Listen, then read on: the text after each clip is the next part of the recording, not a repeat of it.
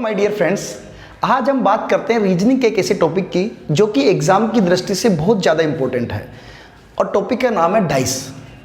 देखिए, जब भी हम डाइस की बात करेंगे तो डाइस कुछ इस प्रकार की डाइस दी हुई थी, जैसा कि आप देख भी रहे होंगे यहाँ पर। अब डाइस को अच्छे से समझने के लिए मैं देखते हैं कि डाइस में कितने नंबर का यूज होता है।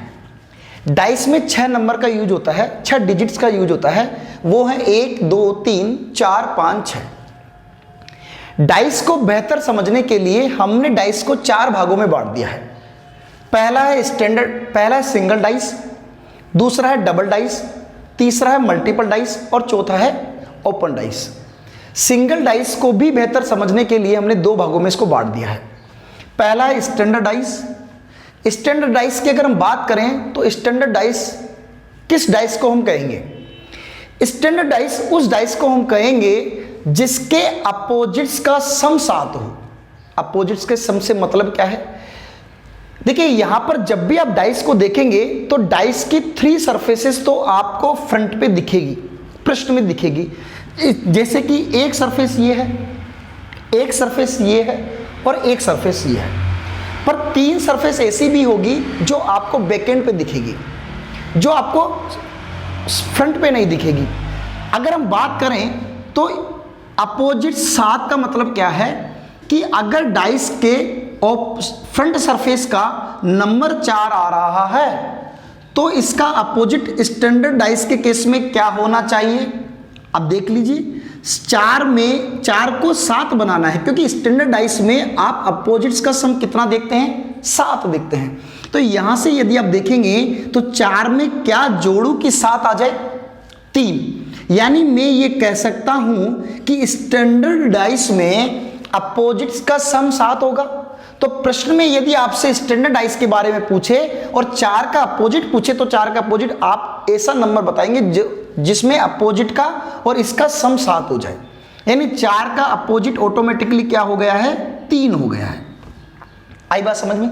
इसे कहते हैं स्टैंडर्ड डाइस। अब देखिए, यहां पर 4 का अपोजिट 3 होगा तो 1 का अपोजिट आप बता सकते हैं। 1 का अपोजिट क्या होना चाहिए कि सम 7 हो जाए? 1 का अपोजिट होना चाहिए 6 और दोनों का सम कितना होना चाहिए? 7। अब यहां से अगर आप देखेंगे तो अगर मैं 5 का अपोजिट देखूं तो 5 का अपोजिट कितना होगा भैया? 2।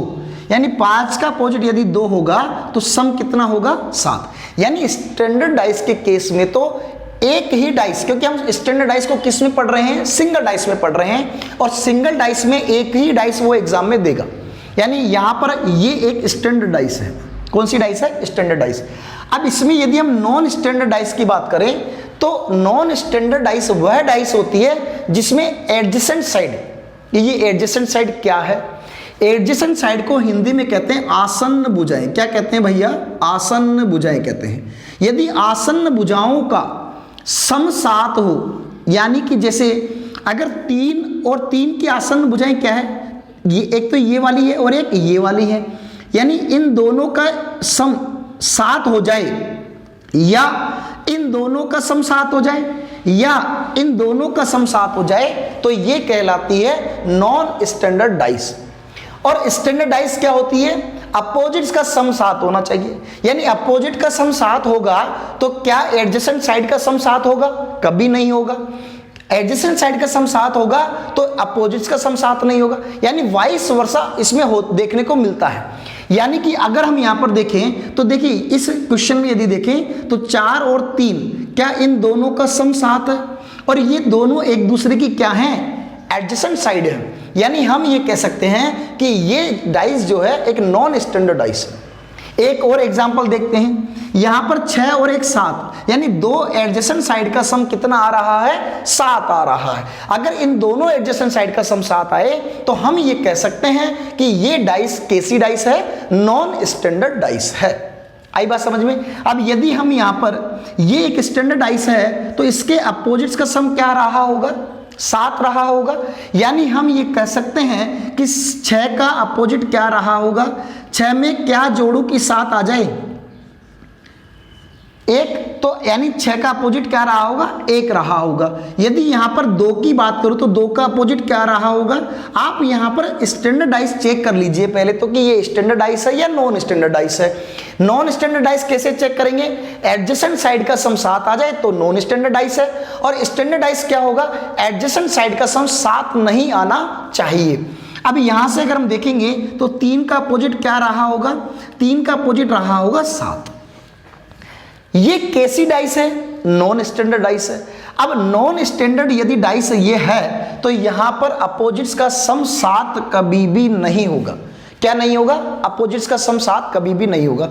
अब हम इसको मिटा के ये समझते हैं, अगर अपोजिट्स का सम 7 नहीं होगा तो 4 का अपोजिट यदि एग्जाम में आपसे पूछे और सिर्फ एक ही डाइस दे रखी हो तो कैसे निकालेंगे। देखिए 4 का अपोजिट क्या क्या नंबर हो सकता है, यहां से 4 को छोड़कर आप देखेंगे कि 1 नंबर, 2 नंबर, 3 नंबर, 5 नंबर और 6 नंबर, ये अपोजिट हो सकते हैं। क्या हो सकते हैं दोस्तों, ये अपोजिट हो सकते हैं। अब यदि आप यहां से देखेंगे तो 4 का एडजेसेंट क्या नंबर है, 5 है, यानी 4 का एडजेसेंट यदि 5 है तो 5 कभी भी 4 का अपोजिट नहीं होगा। अब यहां देखेंगे तो 4 का एडजेसेंट क्या है, 3, तो 4 का अपोजिट, अच्छा यहां से अगर हम देखें तो ये 4 का आसन है 5, तो 4 का अपोजिट तो नहीं होगा 5। यहां से 4 का आसन 3 भी है तो 3 भी क्या नहीं होगा, अपोजिट नहीं होगा। यानी कि हम ये देखेंगे कि 4 का अपोजिट क्या क्या बचा है, 1, 2, 6। देखिए यहां पर श्योर नहीं है, जिस प्रकार इस पास, अच्छा इसको हिंदी में क्या कहते हैं, स्टैंडर्ड डाइस को हिंदी में कहते हैं मानक पासा। क्या कहते हैं दोस्तों, मानक पासा कहते हैं। और नॉन स्टैंडर्ड डाइस को हम कहते हैं साधारण पासा, कॉमन पासा कहते हैं इसको, ऑर्डिनरी डाइस भी इसको हिंदी इंग्लिश में हम कहते हैं साधारण पासा। क्या कहते हैं दोस्तों, साधारण पासा कहते हैं। यहां पर जिस प्रकार इसमें हम श्योर थे कि 4 का अपोजिट 3 होगा, 2 का अपोजिट 5 होगा, 1 का अपोजिट 6 होगा, पर यहां हम श्योर नहीं है कि 4 का अपोजिट 1 ही होगा या 2 ही होगा या 6 ही होगा। अब यहां पर आपको ये संभावनाएं हैं। अब आपको ये देखना पड़ेगा, मान लीजिए मैं इसके ऑप्शन बनाता हूं कि पहला ऑप्शन 1 है, दूसरा ऑप्शन 2 है और तीसरा ऑप्शन क्या है, 6 है, पर चौथे ऑप्शन में वो आपको बोल देता है 1 और 2 और 6।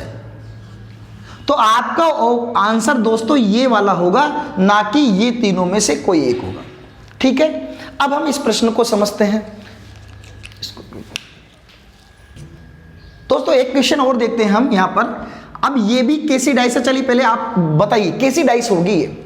आप यहां देखिए, क्या 2 आसन्न भुजाओं का योग 7 है, यस है, 6 और 1 7 है। यानी अगर ये 2 आसन्न भुजाओं का योग 7 है तो ये स्टैंडर्ड डाइस नहीं होगी, नॉन स्टैंडर्ड डाइस होगी। पहली बात तो आपको शायद अब तक ये समझ में आ गया होगा कि स्टैंडर्ड डाइस कैसे निकालते हैं और नॉन स्टैंडर्ड डाइस कैसे निकालते हैं। अब यदि आप यहां पर देखेंगे तो मैंने आपसे पूछा, मान लीजिए कि 5 के अपोजिट बताइए भैया क्या क्या होंगे। अगर मैं आपसे 5 के अपोजिट पूछूं तो 5 के अपोजिट क्या क्या होंगे, क्या क्या नंबर हो सकते हैं 5 के अपोजिट। 1 हो सकता है, 2 हो सकता है, 3 हो सकता है, 4 हो सकता है और 6 हो सकता है। अब इसमें से कौन कौन से नंबर एलिमिनेट होंगे, कट जाएंगे, जो हम श्योर हैं उनमें कि वो तो 5 के अपोजिट कभी नहीं हो सकते हैं। तो देखते हैं, अगर हम यहां पर देखें तो 5 का एडजेसेंट क्या है दोस्तों, 1, यानी 5 का अगर 1 एडजेसेंट है तो ये कभी भी अपोजिट नहीं होगा।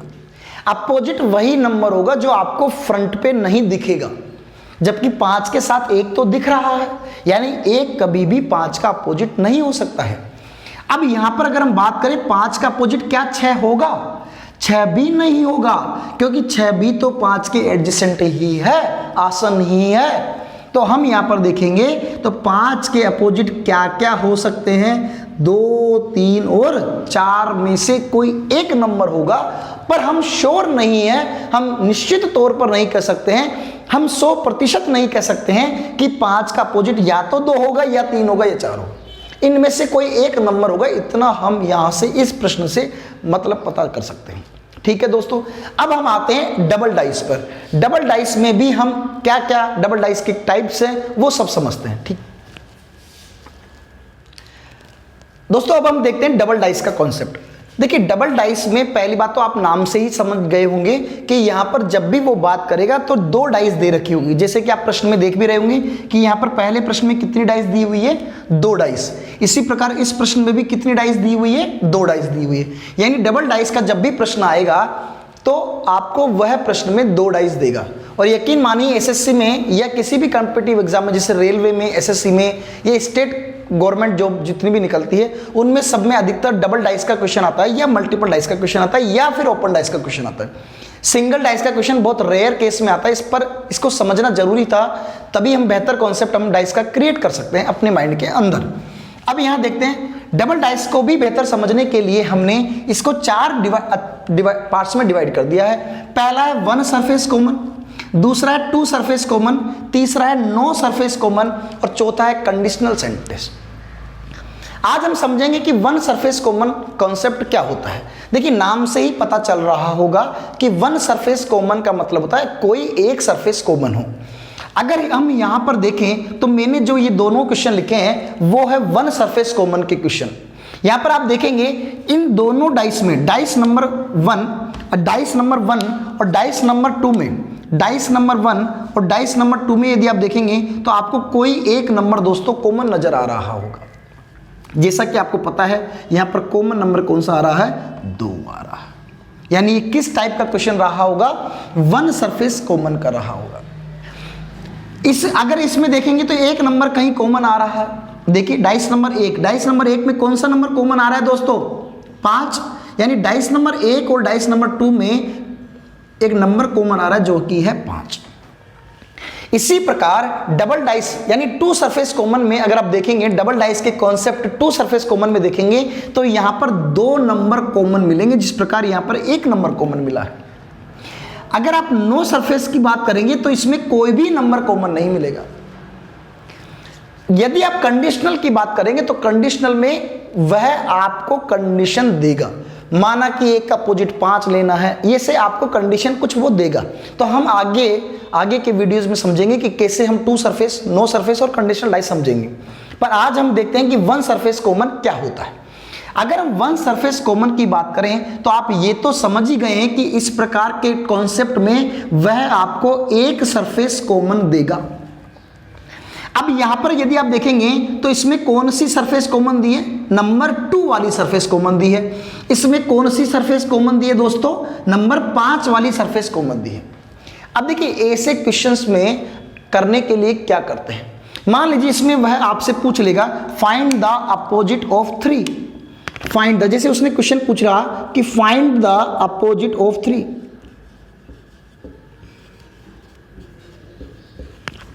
तो देखिए कैसे निकालेंगे। आप इस डाइस में दोस्तों नंबर पकड़िए 2। जो नंबर, वह नंबर आपको पकड़ना है जो नंबर दोनों डाइस में कॉमन हो। हमने नंबर कौन सा पकड़ लिया, 2। अब 2 से आप क्लॉकवाइज डायरेक्शन में आप मूव करिए। किस डायरेक्शन में मूव करिए, क्लॉकवाइज डायरेक्शन में। अगर आप क्लॉकवाइज डायरेक्शन में मूव करेंगे तो 2 के बाद कौन सा नंबर आया है, 3, और 3 के बाद कौन सा नंबर आया है, 1। इसी प्रकार इस सेकंड डाइस में भी आप नंबर पकड़िए 2 और 2 से फिर क्लॉकवाइज मूव करिए तो 2 के बाद कौन सा नंबर आया है दोस्तों, 4, और 4 के बाद कौन सा नंबर आया है, 6। अब आप ये देखेंगे जिस नंबर के नीचे, जैसे मान लीजिए 1 के नीचे क्या आया है, 6, यानी 1 के नीचे 6 आया है तो 1 का अपोजिट क्या रहा होगा, 6। 4 के नीचे 3 आया है तो 3 का अपोजिट क्या रहा होगा, 4। अब यहां पर आप देखेंगे इन नंबर में से कंपैरिजन करिए, क्या 1 और 6 भी आ गया। यदि 2 का अपोजिट मुझे निकालना होता है यहां पर, तो देखिए 3 का अपोजिट प्रश्न पूछ रहा है तो 3 का अपोजिट तो 4 आंसर दे देंगे। पर चूंकि अब हम भी समझ रहे हैं, एग्जाम नहीं दे रहे हैं, तो हम सबका अपोजिट निकाल कर देखते हैं। हो सकता है वो प्रश्न में 2 का अपोजिट पूछ लेता तो यहां पर हम देखेंगे 2 के अपोजिट। अच्छा, इसमें 2 नंबर को छोड़कर क्या सभी संभावनाएं हैं 2 के अपोजिट बनने की? पर यदि हम यहां पर देखें तो 1 का अपोजिट 6 हो चुका है। 1 का अपोजिट क्या हो चुका है? 6। यानी 1 का अपोजिट जब 6 हो चुका है तो 1 और 6 तो 2 के अपोजिट नहीं होंगे। 3 और 4 भी एक दूसरे के अपोजिट हैं, यानी ये भी नंबर अपोजिट 2 का नहीं होगा। तो यहां पर नंबर कौन सा बचा है दोस्तों? 5। यानी 2 का अपोजिट हम श्योर हैं 5 ही रहा होगा। समझ में आ रही है बात?